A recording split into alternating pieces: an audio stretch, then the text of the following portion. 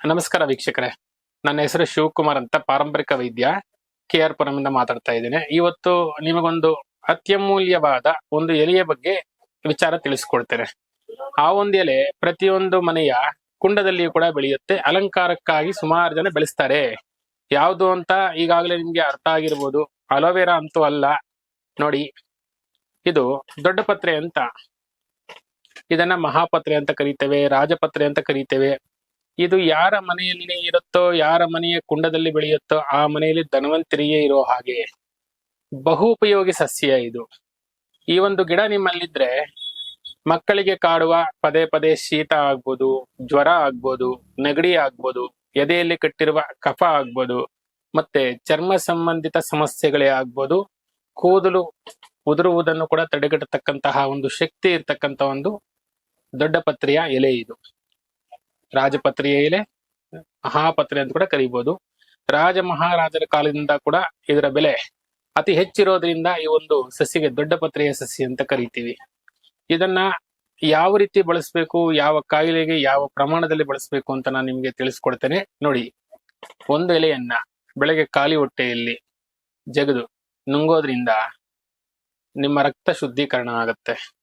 ಇದೇ ಒಂದು ಎಲೆಯನ್ನ ಪೇಸ್ಟ್ ಮಾಡಿ ಮುಖಕ್ಕೆ ಲೇಪ ಮಾಡೋದ್ರಿಂದ ಮುಖದಲ್ಲಿರ್ತಕ್ಕಂಥ ಒಂದು ಮೊಡವೆಗಳು ಸರಿ ಹೋಗುತ್ತೆ, ಮೊಡವೆಗಳು ಬರೋದಿಲ್ಲ.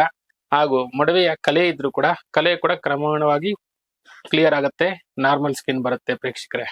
ಆಮೇಲೆ ಮಕ್ಕಳಲ್ಲಿ ಕಾಡುವ ಪದೇ ಪದೇ ಜ್ವರ ಆಗ್ಬೋದು, ಶೀತ ಆಗ್ಬೋದು, ನೆಗಡಿ ಆಗ್ಬೋದು, ಎದೆಯಲ್ಲಿ ಕಟ್ಟಿರ್ತಕ್ಕಂಥ ಒಂದು ಕಫ ಆಗ್ಬೋದು, ಅವ್ರಿಗೆ ಹೆಂಗ್ ಬಳಸ್ಬೇಕು ನೋಡಿ.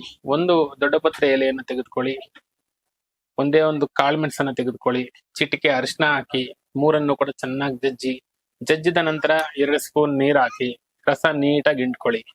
ಹಿಂಡ್ಕೊಬಿಟ್ಟು ಅದು 1.5 ಸ್ಪೂನ್ ಮಾಡಿಕೊಂಡು ಮಕ್ಕಳಿಗೆ ಕುಡಿಸಿ. ಬೆಳಗ್ಗೆ ಖಾಲಿ ಹೊಟ್ಟೆಯಲ್ಲಿ ಮತ್ತೆ ಸಂಜೆ ಊಟಕ್ಕಿಂತ ಮುಂಚೆ ಕುಡಿಸಿ.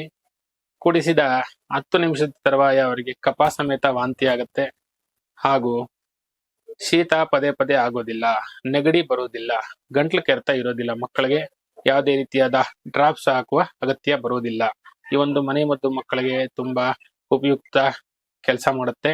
ಆಮೇಲೆ ದೊಡ್ಡವರಿಗೆ ಸ್ಕಿನ್ ಅಲರ್ಜಿ ಇರುತ್ತೆ, ಪಿತ್ತಗಂಧೆ ಅಂತ ಕರಿತೀವಿ. ಅಪಾನವಾಯು ಹೊರಗೆ ಹೋಗದ ಹಾಗೆ ಎಲ್ಲಂದ್ರೆ ಅಲ್ಲಿ ಸೇರ್ಕೊಂಡು ರಕ್ತ ಕೆಟ್ಟೋಗಿರುತ್ತೆ, ಹೊಟ್ಟೆ ಕೆಟ್ಟೋಗಿರುತ್ತೆ ಅಂತವ್ರಿಗೆ ಪಿತ್ತಗಂಧೆ ಕೆರೆದ ತಕ್ಷಣ ಚರ್ಮದ ಮೇಲೆ ಒಂದು ರೀತಿಯಾದ ಮಾರ್ಕ್ ಬೀಳುತ್ತೆ, ಅಂದ್ರೆ ಕಲೆ ಬೀಳುತ್ತೆ, ಬರೆ ತರ ಬರುತ್ತೆ. ಅದು ಕೂಡ ಇದರಿಂದ ಉಪಶಮನ ಆಗುತ್ತೆ.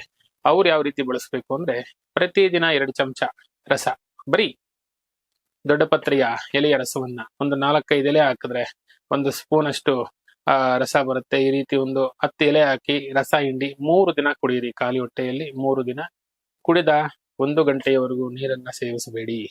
ಆವಾಗ ನೋಡಿ ನಿಮ್ಮ ಪಿತ್ತಗಂಧೆ ಕ್ಲಿಯರ್ ಆಗುತ್ತೆ, ಸಂಪೂರ್ಣವಾಗಿ ಕ್ಲಿಯರ್ ಆಗುತ್ತೆ. 3 ದಿನದಲ್ಲಿ ಕುಡಿದ ಪ್ರಾರಂಭಿಕ ದಿನವೇ ನಿಮ್ಗೆ ಅದರ ಉಪಯೋಗ ಗೊತ್ತಾಗುತ್ತೆ ವೀಕ್ಷಕರೇ.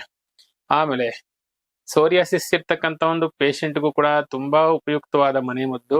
ಪ್ರತಿದಿನ ಒಂದೊಂದು ಎಲೆಯನ್ನ ಖಾಲಿ ಹೊಟ್ಟೆಯಲ್ಲಿ ತಿನ್ನೋದ್ರಿಂದ ಸೋರಿಯಾಸಿಸ್ನ ನವ್ವೆ ಏನಿರುತ್ತೆ, ಕೆರೆತ ಏನಿರುತ್ತೆ, ಅದು ಹತೋಟಿಗೆ ಬರುತ್ತೆ.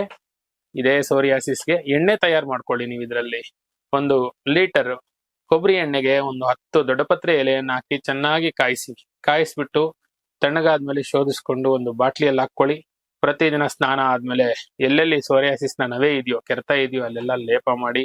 ಆ ನವೆ ಕೂಡ ನಿಮ್ಗೆ ಕಡಿಮೆ ಆಗುತ್ತೆ. ಸೇವಿಸೋದ್ರಿಂದ ಏನಾಗುತ್ತೆ, ಸೋರಿಯಾಸಿಸ್ ಹಂತವಾಗಿ ಕಡಿಮೆ ಆಗ್ತಾ ಬರುತ್ತೆ. ಹಚ್ಕೊಳ್ಳೋದ್ರಿಂದ ಏನಾಗುತ್ತೆ, ನವೆ ಕೆರೆತ ಎಲ್ಲ ಕಡಿಮೆ ಆಗುತ್ತೆ. ಆಮೇಲೆ ಯಾರಿಗೆ ಕಾನ್ಸ್ಟಿಬ್ಯೂಷನ್ ಪ್ರಾಬ್ಲಮ್ ಇದೆಯೋ ವೀಕ್ಷಕರೇ, ಅಂತಹ ವ್ಯಕ್ತಿಗಳು, ಅಂತಹ ಜನ ಒಂದೊಂದು ದೊಡ್ಡ ಪತ್ರೆಯನ್ನ ಖಾಲಿ ಹೊಟ್ಟೆಯಲ್ಲಿ ತಿಂದು ನೀರು ಕುಡಿಬೇಕು ನೋಡಿ. ಚರ್ಮ ಸಂಬಂಧಿತ ಸಮಸ್ಯೆ ಇರೋರು ರಸ ತಗೋಬೇಕು.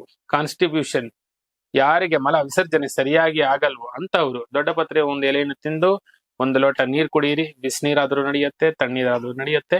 ಅವರಿಗೆ ಫ್ರೀ ಆಗಿ ಮಲ ವಿಸರ್ಜನೆ ಆಗುತ್ತೆ. ಯಾವುದೇ ರೀತಿಯಾದ ಮುಕ್ಕು ಮೂಲ್ಗತೆ ಯಾವುದೂ ಇರೋದಿಲ್ಲ. ಪೈಲ್ಸ್ ಇರ್ತಕ್ಕಂಥ ಒಂದು ರೋಗಿಗಳಿಗೆ ಇನ್ನೂ ರಾಮಬಾಣವಾಗಿ ಕೆಲಸ ಮಾಡುತ್ತೆ ದೊಡ್ಡ ಪತ್ರೆ. ಒಂದು ಎಲೆಯನ್ನ ಚೆನ್ನಾಗಿ ಕೈಯಲ್ಲಿ ಹಿಂಡಿ ರಸ ತೆಗಿರಿ. ಆ ರಸವನ್ನ ಗುದದ್ವಾರಕ್ಕೆ ಲೇಪ ಮಾಡಿ. ಪೈಲ್ಸ್ ಆಗ್ಬೋದು, ಪಿಸ್ತುಲ ಆಗ್ಬೋದು, ಫಿಷರ್ ಆಗ್ಬೋದು. ನಿಮಗೆ 3 ದಿನದಲ್ಲೇ ಒಳ್ಳೆ ರಿಸಲ್ಟ್ ಬರುತ್ತೆ. ಅದರ ಗಾಯ ಎಲ್ಲ ಪಿಜರ್ ಇರತಕ್ಕಂಥವ್ರಿಗೆ ಮಾತ್ರ ಒಂದೇ ದಿನದಲ್ಲಿ ರಿಸಲ್ಟ್ ಬರುತ್ತೆ. ರಕ್ತ ಸೋರುತ್ತಲ್ಲ ಪಿಜರಿಂದ, ಅದೆಲ್ಲ ಕಡಿಮೆ ಆಗುತ್ತೆ. ಅಂತವರು ದೊಡ್ಡಪತ್ರೆ ಎಲೆಯನ್ನು ಖಾಲಿ ಹೊಟ್ಟೆಯಲ್ಲಿ ತಿಂದ್ರು ಕೂಡ ಪೈಲ್ಸ್ ಕಡಿಮೆ ಆಗುತ್ತೆ ವೀಕ್ಷಕರೇ. ಇದರಿಂದ ಉಪಯೋಗ ಪಡ್ಕೊಳ್ಳಿ. ಮತ್ತೆ ಮುಂದಿನ ವಿಡಿಯೋದಲ್ಲಿ ಇನ್ನೊಂದು ಕೆಲವೊಂದು ಮಾಹಿತಿಗಳನ್ನ ನಿಮ್ಗೆ ತಿಳಿಸ್ಕೊಡ್ತೇನೆ. ನಮಸ್ಕಾರ.